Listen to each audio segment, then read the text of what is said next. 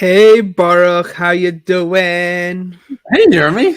Doing well. How about you? Doing so awesome, doing so incredibly well. Still getting over last week's incredible, awesome interview. It was just crazy. I mean, Mhm.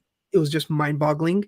And today we're kind of like feeding off and just like taking it to the next level, this Yeah. discussion.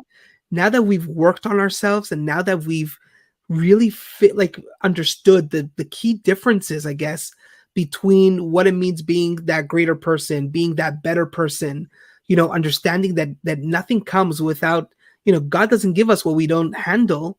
Right. Now it's all about how we show up for other people. And before I think we talk about influencing people, I think we need to also really focus on who are the type of people that really like influence properly. That means what do I need to Oh, yeah. have in order to influence others? So that's a big part of what we spoke about today in our podcast and what we're going to talk about this evening with our incredible guest. But do you have anything else that you wanted to add before we bring Yisroel in? Or So on that last note that you said, who it is that influences others, I think, and I'm a little biased on this because I am a teacher and an educator, but I think we all know that in reality, the educators are the ones who have the biggest influence right? on individuals and people, and teachers should, I mean, not teachers, parents should also be up there.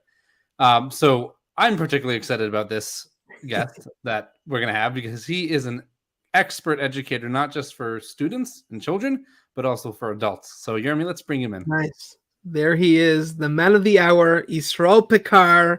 I heard so much about you from Baruch because I know that you guys have somewhat of a history, and I can't wait So for much. tonight's show. I'm so excited to hear this. Yes. Well, good to see you guys. Awesome. So I know let's jump right into the bio, and then I'm going to give my own little bio because it's fun and it's Yisrael. And then I'm going to let Yisrael give his own bio. So our guest tonight is Yisroel Pekar. He is a principal at Darche Menachem, a school in Crown Heights, and a parenting coach. As a principal, he has transformed the academic structure to make it more accessible to the students and has focused on the relationship between school culture and students' individual success. In addition, he has been giving parenting courses that have changed his life and the lives of many parents, myself and my wife included. Yisroel lives in Crown Heights with his wife and 4 children. So I'm going to give my personal intro now because I don't think that intro does enough of a job of really saying who Yisrael is. I know Yisrael's like really edgy right now. I met Yisrael. This is also Jeremy for you because I don't know that we ever really discussed this. But Yisrael, I met you 3 years ago. When did I start going to the Best? Around 3 years ago. 3 years ago. Let's say 3 years ago. When I started going to the Best, which is a synagogue in Crown Heights. Absolutely. Talk about exceptionally irresistible, right? The Best is exceptionally irresistible. I've never seen another synagogue like that. And that's where I met Yisrael. And then last year, the school I was working at, Darche Menachem, is where Yisrael works. And I believe, Yisrael, you actually kind of helped me to get the job. I think you were one of the ones who kind of encouraged me because it wasn't something I was looking for. But I ended up looking for it, and it ended up being angles. Huh? I worked a couple angles. There you go. He worked a couple angles. He's very good at that. So the thing to know about Darche is that this is a school which takes, and so if I say anything wrong, you'll correct me or don't. It takes students and kids who would normally, nobody else can handle them. Nobody else knows what to do with them. And Darche exceeds and excels at creating them, not creating them, but helping them become who they really are and who they're meant to be. I've never seen charity campaigns run for schools the way Darche does because everybody is absolutely like involved, from the parents to the teachers to teachers who are now principals at other schools because everybody poaches teachers from Darche. So talking about growth and developing individuals, Darche is the absolute best at what they do.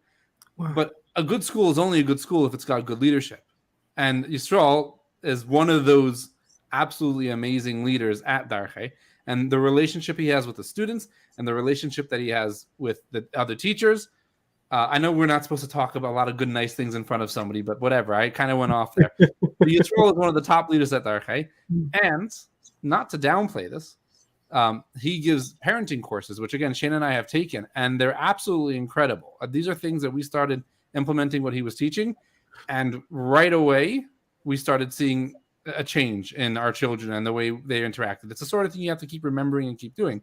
So Yisroel is super qualified to be on the show tonight for tonight's topic.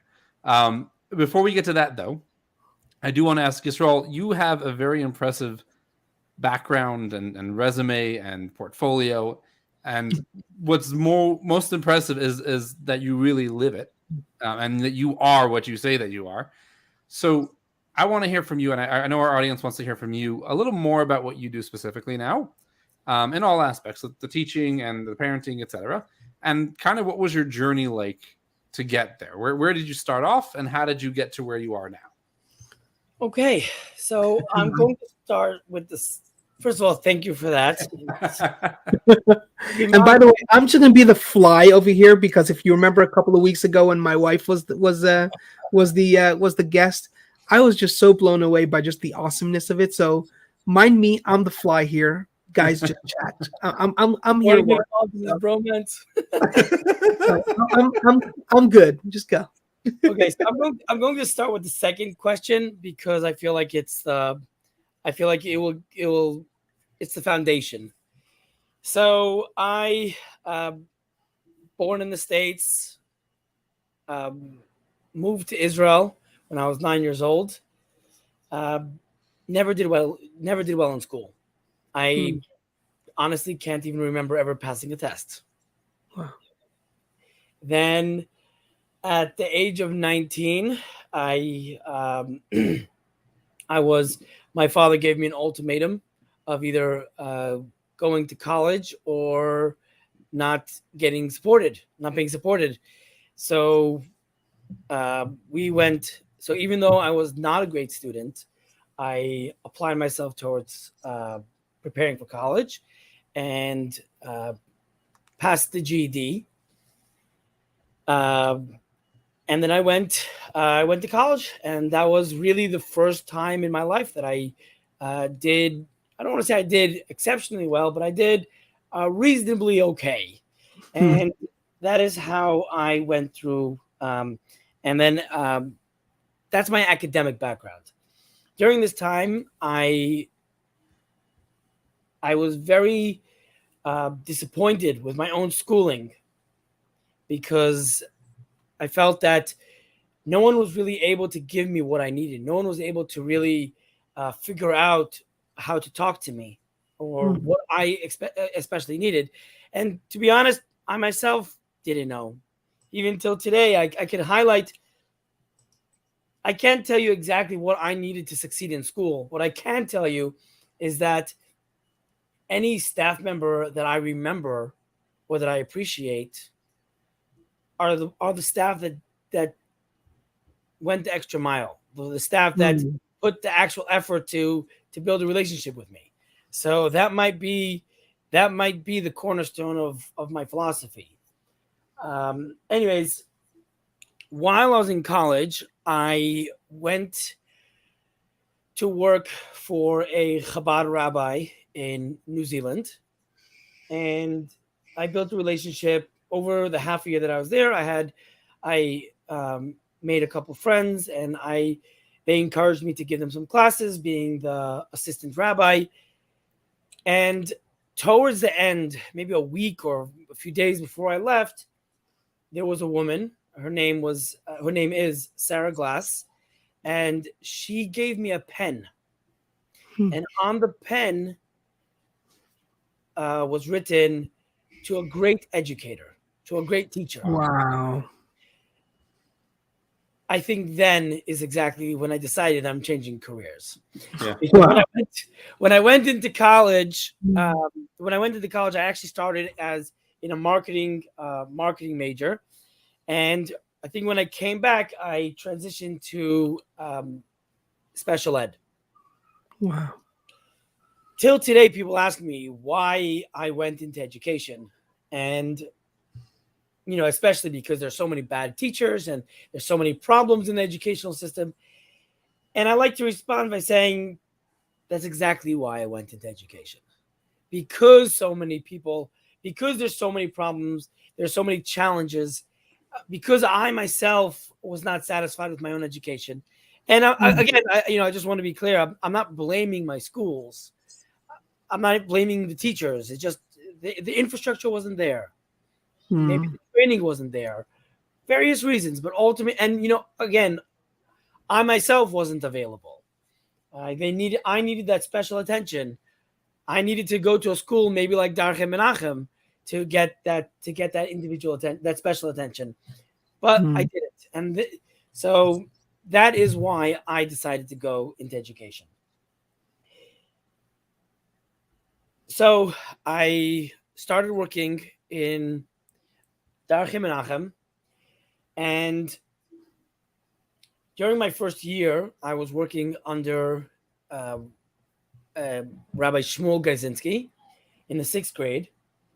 It was actually interesting. Two weeks before the school year began, the principal, Daniel Jacoby, who phenomenal guy, and now he's also a principal in Florida, called me to his office and told me, he said, Yisroel, I need an English teacher.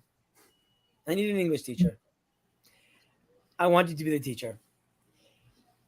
I was terrified, but because of the way he did it, and because of my very limited but positive experience with him, I actually accepted the job. I stood up to the challenge that was thrown onto me through 2 weeks before the year began. And it's funny. This is the first time I'm actually saying this out loud. I never actually thought about this beforehand. But because of him, because of his positive relationship with me, because of his effort and his support, I took on the job.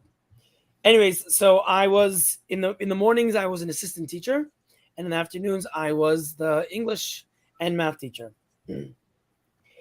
Shmuel Gazinski was a mentee of a man named Shimon Warnaker, who at the time opened a new public school, PS 770, the New American Academy.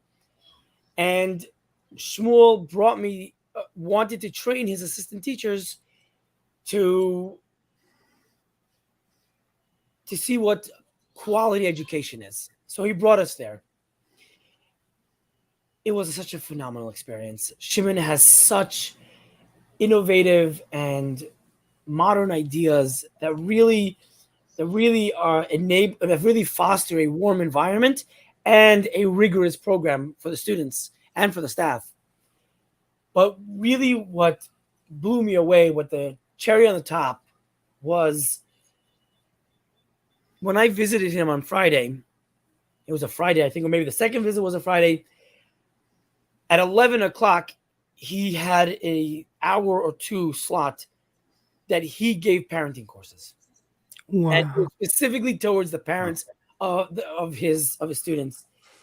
And to go into that classroom and to watch these parents who one would not assume that they would be automatically good parents or capable of really dealing with these stressful and tough situations. Hearing their stories, hearing that the warm environment and the way they communicated and the way they discussed their experiences from the previous week, I was hooked. And I actually returned on my own a couple of times just to come to the parenting course, to watch and observe how he built his relationship with these parents, and to hear their stories and it was very, very inspirational. Eventually, I asked him if he could start a parenting course in our community, in the Crown Heights community, which after several conversations, he agreed, as long as I make sure that I take care of as long as I manage it. And I did. It took a tremendous amount of work, but we started the parenting course in Crown Heights. Now,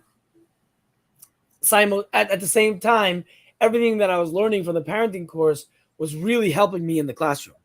It was really changing the way I responded to the students, the way I interacted with people around me, with my students, with my coworkers, with my spouse, with my wife, with my children. It was transformative for me, just observing and watching Shimon give these parenting courses. After a couple of years, Shimon was promoted to a different position, and he was too busy, so he asked me to take over the class, and that is how I started the parenting course in Crown Heights. At the same time, I also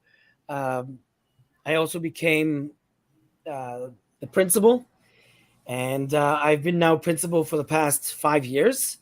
And it's been a phenomenal journey, which I'm very excited to continue and to continue watching the growth that we're having in our school. And what's really phenomenal is every year we're not starting fresh. We're building on the previous year. So every year we experience new heights, and we have new we implement new curricula or new methodologies, and it really makes a big difference. And yeah, that is my biography and the foundation for my educational mindset. Wow, that is beyond. Baruch, thank you. That's all I'm going to say. Well, Yes. I mean, you're welcome, but right? Wow, that is an unbelievable story. And, I very much relate, because I actually have an article that it was a post on LinkedIn, and now it's an article that I'm working on. It's called the failing A student. So I was that failing A student, in a sense that I was phenomenal when it came to academics, but when it came to behavior, or when it came to, the structure of the school, and I very much relate to what you say. I did not have a good time in school, mainly because I mean, so the article really kind of explains it a little bit more, where in the sense of, I felt that the teachers and what they were teaching were disengaged. So I felt that the teacher was telling me a certain way to behave, but that teacher himself or herself was not behaving in what they were trying to educate me in. And I found that disconnect, and I don't do well with hypocrites. So Yes. So that was a big deal for me. And even though I was doing well academically, but in our community, we share the same community, I was titled chutzpah. So in the world, chutzpah in business, it's awesome. Be chutzpah, that's great. But in education, when you're a child in our communities, chutzpah is not a good thing. So I used to, like, my parents were freaking out. Like, okay, in academics he's getting A's, but in behavior he's getting like F's. So like, what's going on here? But I wish there was a Darche Menachem who, like, based on your story, that perhaps would have, like it's interesting to me how you mentioned this story. And I guess that accountability that I heard, I felt like I heard accountability coming from you, where it's like, I didn't like this in my education, and even though I wasn't the greatest student, it's kind of like the failing student becomes the principal kind of thing, which is an unbelievable story. I really just appreciated and connected to a lot of stuff that you were sharing today, which ties in perfectly, I guess, with our topic. So I've always said the best teachers are the ones who had horrible educational experiences, because they're the ones who they see the problem and they want to go and fix it. I mean, I swore I would never be a teacher, and here we are. As a failing student, I'm biased, but I agree with what you're saying. Definitely, it's the students it's people that struggle with language become experts in language. People that struggled emotionally, or had traumatic childhoods, will very often go into psychology because that is something that is near and dear to them. Right. Yeah. So, Baruch, you and I might be biased, but we definitely hear that. I would love to hear the perspective of an A student who became the principal. I don't think they would last. Well, Yeah. I did share, I think it was on one of these live shows or something, that I had a boss once, as he was firing me in the goodbye interview, because there's like an interview to like when they're hiring you, and there's an interview when they're firing you. So in that firing interview, he told me actually that I would do a phenomenal principal. So, and I told him, in your dreams. But listen, I'm 36 years old, so you never know what's gonna where my path is gonna lead. But Exactly. yeah, that would be interesting if I ever do become principal one day. Soon. I just want to comment. You mentioned. I want to comment. You mentioned about hypocrisy. So, I spoke to my mentor a little while ago, and I was talking to him about how our generation nowadays, how children are different than they were in the past. And he mentioned that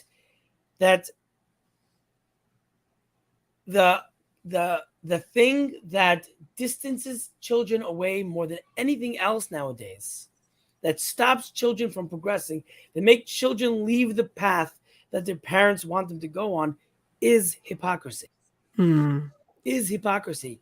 Yeah. And more than that, something that we discuss a lot in the parenting course is the concept of being a role model, being a living example. And the most effective method in training your child is to live by those certain ideals. Right. So it's exactly what you were saying about the hypocrisy. Yeah. Don't be a hypocrite. I think Baruch, I think we're so like in deep on this one that we're totally going off, off script over here. I think this is like another one of like similar to Liam's, interview where we never go scripted. We have guides and how we like our show to go.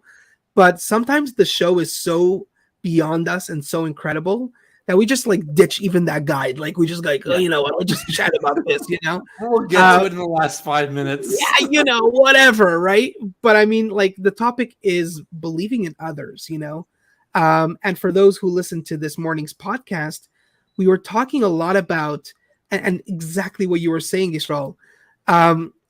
In order to empower others, in order to be that educator, in order to be that parent, in order to be that any leader, I too happen to have a parenting course, by the way, even though as a business, consultant or whatever you want to call it.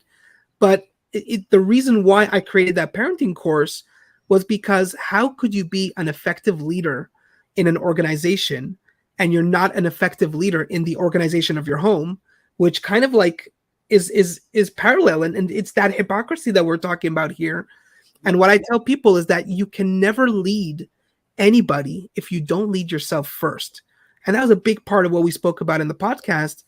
And so I would love to hear, that inner landscape, like that, like what's going on inside me first before I start leading other people. If you have maybe like a couple of minutes to just like tell us what you thoughts about that. We'll put it in terms if need be. I'll just say this. The first thought that came to my mind when you mentioned landscape and the way you defined it, when the Torah gives a commandment on respecting and loving your fellow person, what does it say? It says, "Ve'ahavta l'reacha kamocha." Love your fellow person as yourself. Meaning, the barometer for how much to love somebody else is how much you love yourself. Mm-hmm. In addition, you're only capable of loving someone else as much as you love yourself.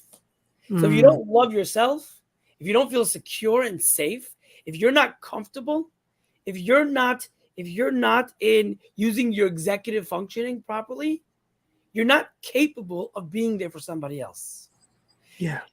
And the first step for taking care of others is self-care, regulation. So I hope that answers your question about the landscape. Your landscape needs to be beautiful before you start figuring out others. I think you just blew the answer out of the water. Or out of the forest in this on case, the the landscape. pre-show talk, Yisroel. Okay, the whole I don't know what interland. I'm about to curse. I'm not going to curse because I've never cursed on the show. I'm not going to start now. That was brilliant. Mm-hmm. I'm speechless. I mean, it's so true. Think about it, Baruch. If like, and this is what we talk a lot about. You know, we talk about this all the time. That leading myself, you know, how am I going to be that good parent, that whatever? It kind of reminds me, Yisroel, like when you're sharing this, the first thing that's coming to my mind. I'm going to be on a plane next week, so I'm thinking about like one of those videos, the safety videos that they say put on your mask before you put on other people's masks. You know, like that's the first thing that comes to my mind when I'm thinking about when you're sharing this. Like, how could I help anybody if I haven't helped myself first, in a sense? Or how could I be a good educator if like I haven't worked on myself first? How, like, right. And I think like how could I influence anybody else if I'm not influencer material in a sense that is worth following, I guess, me, or whatever you want to call it. I don't like those words, but I'm just like there's so many thoughts that are coming to my mind as you shared what you shared. It was just incredibly well. Isn't that Jordan Peterson's first rule in his 12 rules for life?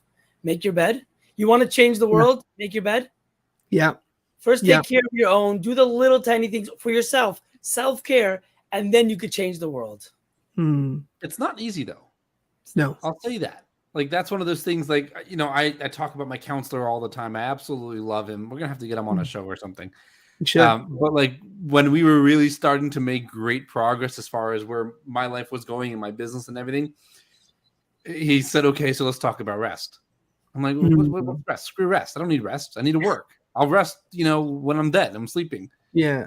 He's like, no. Like you have to take rest and you have to focus on. You have to self-care. And my wife Shayna, like she's constantly and you know, kudos to her for being persistent with it because she's constantly telling me like take time for yourself and very supportive. And I'm like, I don't have time to take time for myself, but it is extremely important. I've got nothing to follow up with after what you. This is forget you being a fly on the wall. You're me. I'm a fly on the wall. This is great. Well, actually, let me jump into one more thing here. You know, I find, at least for myself, and I think I shared this in the podcast, you know, this morning as well, that the way I tend to and I call it landscape because I do believe I have a beautiful garden in me. You know, I am a beautiful garden, and it's actually there's reference in the Torah that says, you know, a person is like a tree in the field. So I like to make sure that my tree is well groomed and well taken care of, in a sense, you know, not just outside, but also inside. And I find that when I was self-discovering and when I was working on myself, that little voice that was in my mind, which I like to call the inner self-talk, that played a huge role in my, you know, in my self-discovery, in my self-growth. That the moment I started working on my self-talk first, that helped me phenomenally in working on my inner landscape. So again, these are just terminologies that I'm throwing at you, but feel free to change the terminology. Feel free. You did a great job with the inner landscape. So, you know, the inner voice, the inner inclination, I don't know, all these other terminologies that there are, but I'd love to hear your input. I want to say something quickly, not to interrupt you, Yisroel, because I know you're the star of the show tonight. But I had a thought, and I feel like I need to try and take a step up towards the level that you've set the bar at. Talking about inner landscapes, you know, different landscapes are beautiful to different people. Some people want lush greenery, some people want flowers, but some people prefer like a desert landscape with cactus or cacti and rocks and pebbles, right? I think a lot of people think that they're a cactus or they're a cacti or whatever the proper terminology, or they've got this desert looking, and they're like, oh, that's not beautiful. But the fact of the matter is it can be beautiful, and we just have to acknowledge it as being beautiful. I think that's something that Darche does absolutely amazing. When I say Darche, I don't mean the school. I mean the individuals within the school who make up Darche, because I've always said that somebody who leaves Darche, they didn't leave Darche. They're taking Darche with them. Like all these principals that are at principals at other schools that came from Darche, they think they're running this yeshiva or that. They're just, it's Darche. That's something. Yeah, it's an extension. But that's something that Darche does incredibly, and especially the staff, is really helping the students and the teachers to figure out what is their landscape, what is their unique presentation, whether it's greenery or flowers or a desert, and how is that beautiful, which again will lead into the self-talk. And again, Yisroel, however you phrase it, but I will say that in the parenting course you give, I can't remember the specific example. It's been a while since I took the course, and I know you're going to beat me up for that later. That's right. Take Yermi's if you want. You don't have to take mine. I'll take both. What do you mean? And then we'll make one with all three of us together. 1 year. We'll do yearly rotation. That's brilliant. I love and Yermi should have alternating courses. I'm down. I'm down even to merge them and make them all one. I love this. This is great. Yermi, let's talk later. I have a lot of ideas. I'm down. By the way, Yisroel, this is what happens on these live shows. I'll just randomly blurt out an idea, and then Yermi's like, boogers, now I got to go do it. So I've initiated bobbleheads. We're going to start having bobbleheads. That happened like in episode 2. We're doing a summit, a conference leadership summit thing that I just said we're doing it. And Yermi's like, okay, well, now we have to do it. So now we have to do it. We're going to be having a merged parenting course. And a couple of weeks ago, in the middle of our giveaway live show, we did the T-shirt out of the blue. Thank you, giveaway out of the blue, even though we don't have T-shirts yet, but we're going to do it. Well, whatever. But the point is, there's something you talk about in the parenting course about specific words that need to be used and how you have to switch those words around. I'm trying to remember what it was. I don't know. Maybe you remember because of the context. Thank you for saving me. I really appreciate it. Because when Yermi said you're gonna talk, I was like, oh gosh, don't ask me that. I'm the worst. I'm the worst at inner talk. I beat myself up so much. I am the worst at psyching myself up. Well, are you listening to yourself now? I really have to go to a parenting course. There you go. Self-parenting. I have to say that this is credit to my wife. She's the one who's always beating the positive talk into me, even right before this interview. But so I don't want to talk about myself because that's definitely an area that I need to work on. But to what Baruch said, when talking to yourself, that, you know what? Maybe this is the answer. Maybe, could it be, we are our own worst critic. Right. We criticize ourselves more than anyone else can. I've actually heard there's a guy named, he wrote the book Bullies to Buddies. Kalman? Yes. Izzy Kalman. Izzy Kalman. I knew there was Izzy. Okay. Izzy Kalman. I've heard him speak once, and he said, the worst things I've ever said, I said to my spouse. And the truth is, it makes sense because with your wife, there are the least amount of barriers. It's your most secure relationship. You could vent and say horrible things, and they're the least likely to walk off on you if you do that. Yeah. I think that to ourselves, we're even worse. Wow. So could it be, and by the way, this is something I would love to talk about, the words. And Baruch, I don't know if you ever met Andrea Russo, but she's coming to our school tomorrow. She's the person who taught me so much, especially a lot of, sorry? She was from Sparks? Hidden Sparks, yes. Andrea Russo from Hidden Sparks tomorrow. Aaron was he was coaching me through her. Yes, so she is I'm going to meet with her tomorrow, but she taught me these words, which are so simple and everyone could say it, but the power of could it be? But we'll talk about that later. Could it be that the most effective way to overcome negative self-talk and transition into positive self-talk is to talk to somebody else about it. So let me take a step back. In my parenting course, I primarily follow the methods of How to Talk to Kids Who Listen, Adele Faber and Elaine Maislish. But I also bring in a lot of components from different parenting courses. What the main idea that I took from Love and Logic, or at least one of the main ideas, it's another parenting course, is the idea of confer with others. Anytime you need to make a big decision about parenting, and I think this is about life, talk to somebody else. And I explain, when I talk to the parents, I explain this, that it doesn't have to be a professional. You could talk to anybody. You could talk to even someone who's a bad parent and ask them for advice. And here's the cool thing. If they give you a bad piece of advice, then you know what not to do. And you can also tell yourself, okay, I need to move away from that. If they're saying this, I got to go that way. Nice. If they give you good advice, then you know what to do.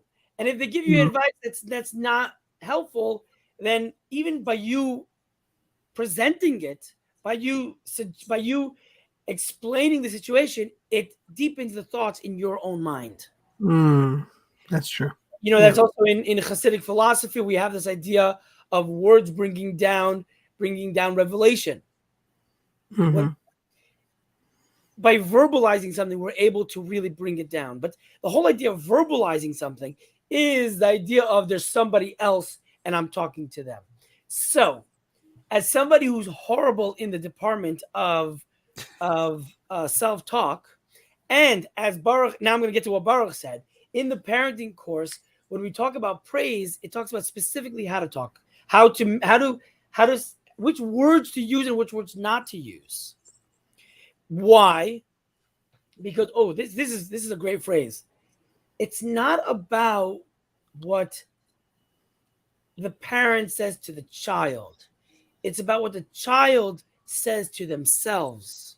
You always need to ask yourself, what can I do to enable my child to say to themselves X, Y, and Z? And that also applies in regulation and co-regulation. But here's the idea, and this is I thought about it when you mentioned it. Could it be that the most effective way to have positive self-talk is to find somebody to process the situation, and through that to put both feet on the ground and to get a very clear understanding. I have a colleague, Chesky Ackerman, Baruch, you know him. Yep. He and I, we do this. We bounce off our both ideas, academic ideas and institutional ideas, but also our personal issues. We bounce off these ideas, and very often we don't even need the other person's ideas to help us figure out what to do. Just by talking to each other, it's like self-talk. Exactly. So maybe that is my response to you. The best self-talk can be done is very effective when you find somebody to hear what you're saying and to respond to it.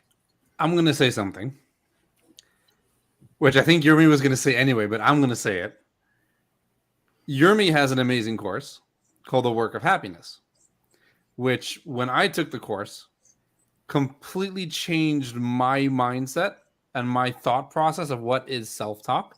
Because in The Work of Happiness, it talks about there's different ways of processing the events of the day and the self-talk, essentially. And one of those ways is with an accountability partner.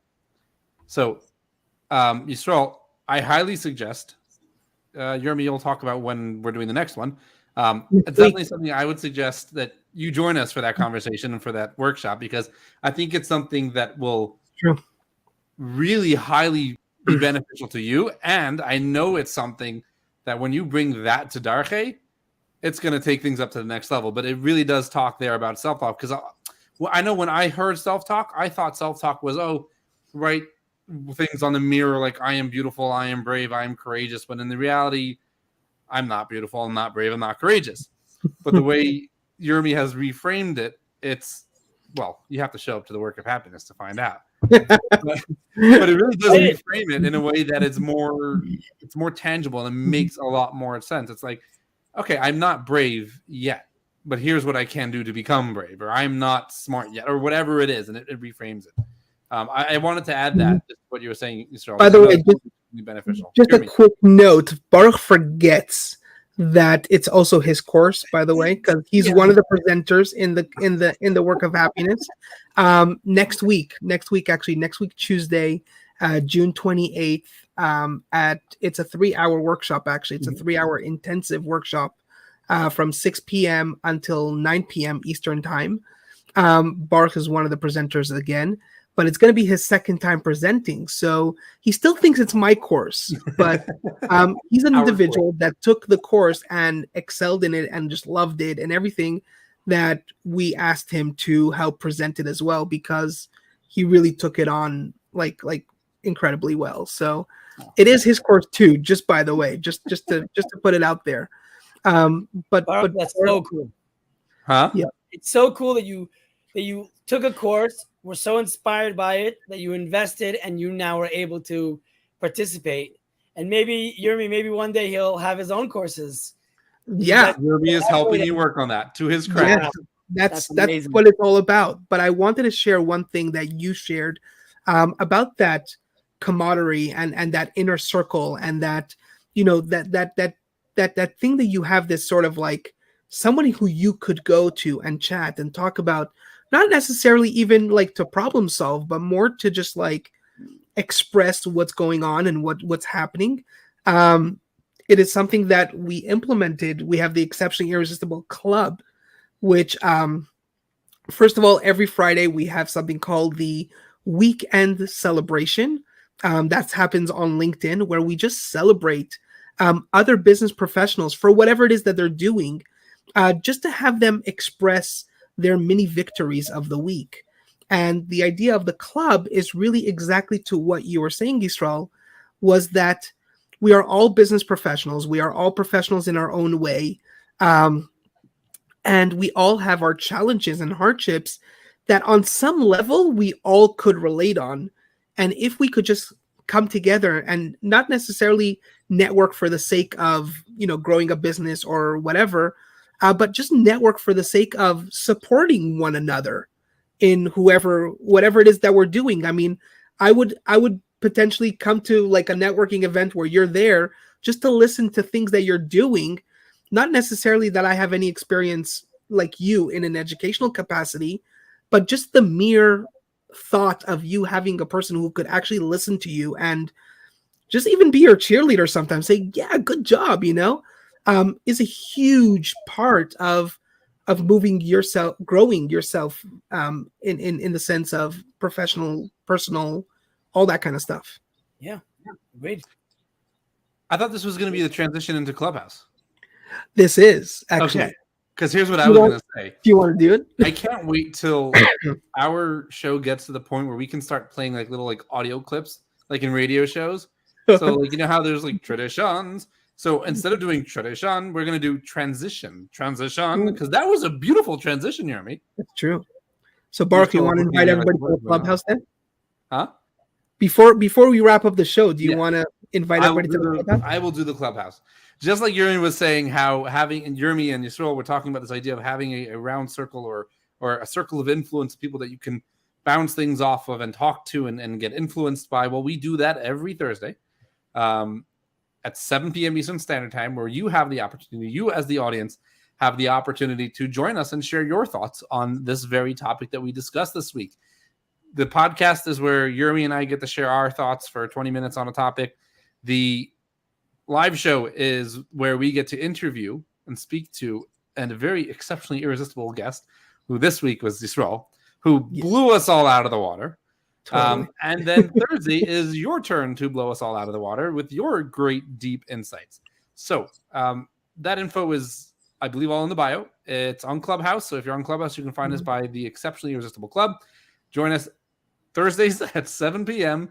for an exceptionally irresistible chat where everybody gets a chance to share their thoughts if they want to. And it has been shown that our Clubhouse is very different than all the other ones. When you ask people what they don't like about Clubhouse, it's because you only listen to one or two speakers, and it goes on and on and on. With us, that's not how we do it. Everybody has a chance to speak for multiple times, and everybody gets a chance to speak and to listen. So join us. How to do, Jeremy? Right. And I think this really is what sets us up for the wrap up. And Yisroel did a phenomenal job in like describing to us how, first of all, his journey, which was unbelievable, incredible story. There was so many things that I personally related to. We spoke about that in order to be this phenomenal educator, we really need to parent, educator, whatever it is, we need to lead ourselves first. So we were talking about that inner landscape and that inner self-talk that it happens. But then at the end of the day, we are influencing somebody at some capacity. Because if not, we would be hermits hiding away in some crab hole or something. But we are influencing all the time. Even by walking on the street, somebody looks at us, and you never know. You may be influencing them to a certain degree. So Yisroel, to just really wrap it up, and I've heard so much about the school as of now. How does that all tie into treating others better?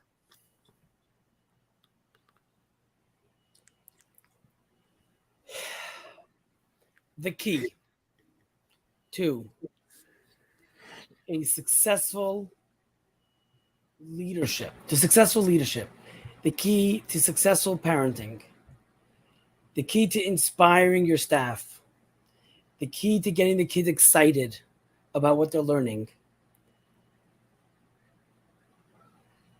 is about treating people respectfully. And well, my mic is here. I can't drop it. My mic's expensive. I'm not dropping it. Exactly. I believe that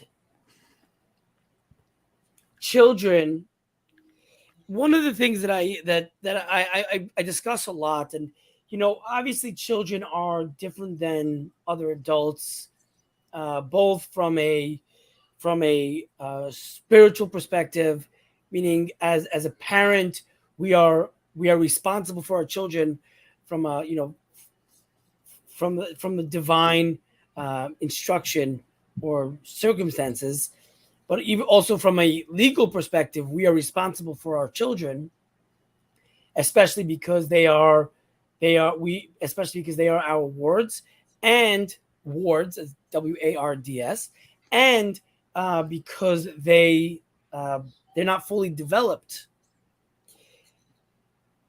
However, I like to ask myself,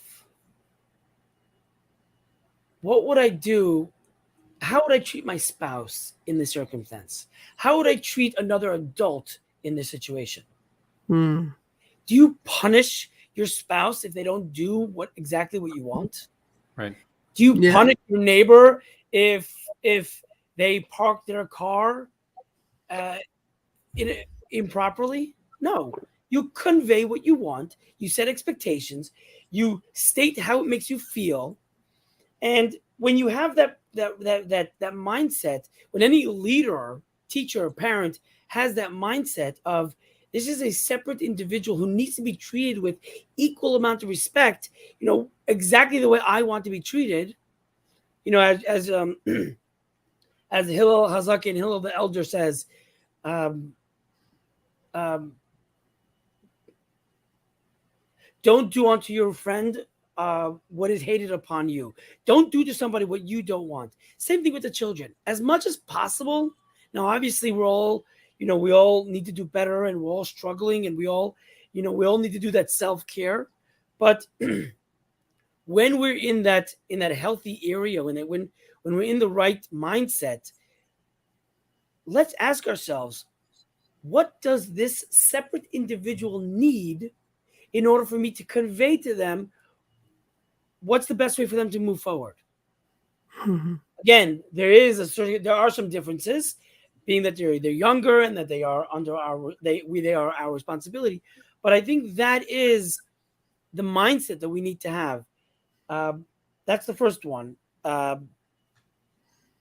Yeah, I think I'll stick to that.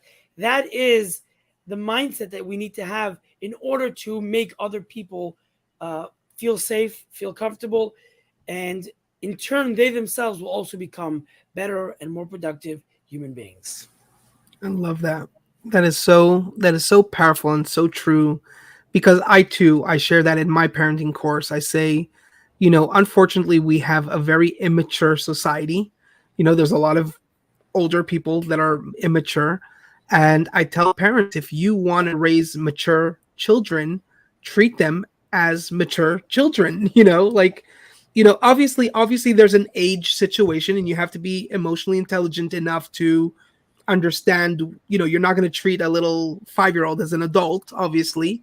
But at the capacity of, I often tell parents, don't baby your children. Don't like, speak properly to your child. When you're talking to a child, speak in proper language and proper grammar, and you're going to be raising, healthy, emotionally healthy Proper children. adults, future proper you know adults. Proper adults, exactly. In the future, like, kids won't talk with broken English or broken whatever.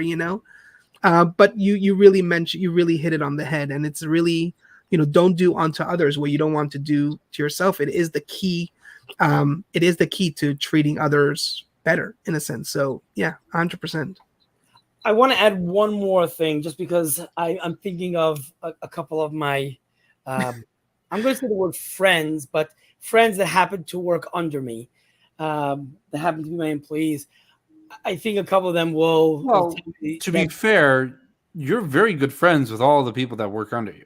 Like, that was one of those things that, like, really impressed me about Darche, and especially you. It wasn't like, I am your boss, do what I say. This was, hey, we're all in this together. We're good friends, but we're also professional friends. So I think friends is a fair terminology. correct. Not that you needed my approval, but But I definitely appreciate it.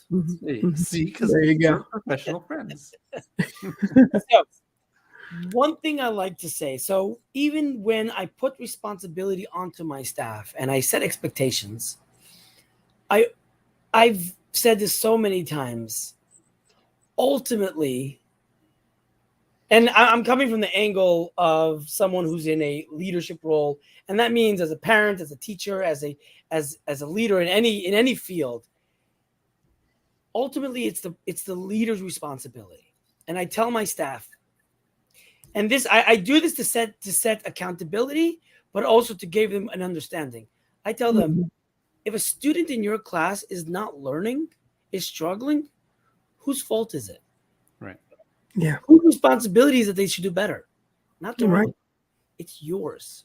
Right. And I always follow up with saying, and if a teacher is not functioning to his best capability, and if a teacher could do better, but he's not, whose responsibility is that? And that's I mine. love that. And I think that it creates, Wow. show your staff that Mhm. you are being accountable. Now, obviously, we all have flaws and we're all not perfect, and we're all going to have, I'm not perfect, they're not perfect. But if we have this mindset, I need to take ownership, then your staff see it, and throughout the whole infrastructure, the whole organization, the whole institute, everyone is taking more responsibility, all because the leader says, you need to do better, and I need to do better to make sure you're doing better. That's it. I really want to end it right here, Yeah. because if the viewers are watching this, I actually urge you to rewind and watch the last 2 minutes of this show. And if you could walk away with anything, that should be it. The entire show was phenomenal and exceptionally irresistible and incredible. Yisroel really hit it out of the park. But really, guys, we're going to be stopping it right here, because we're going to see you next week for another awesome show. But we're going to be stopping it right here so that you could go back and rewatch this part over and over again, because that's ultimately the lesson. You want everybody to operate at a standard. you have to do it as well. We were talking about hypocrisy there. That's it right there. You know, the circle. Yisroel, that like, whew, what a show, man. What a show. Thank you so Wow. much, man. Thank you Not so a much. problem. Wow. Thank you for this wonderful experience. Yes. All righty. So that does end this week's show. Thank you, everybody. And see you again next week. See you tomorrow in the clubhouse. And that's it. So thanks. Bye. Okay.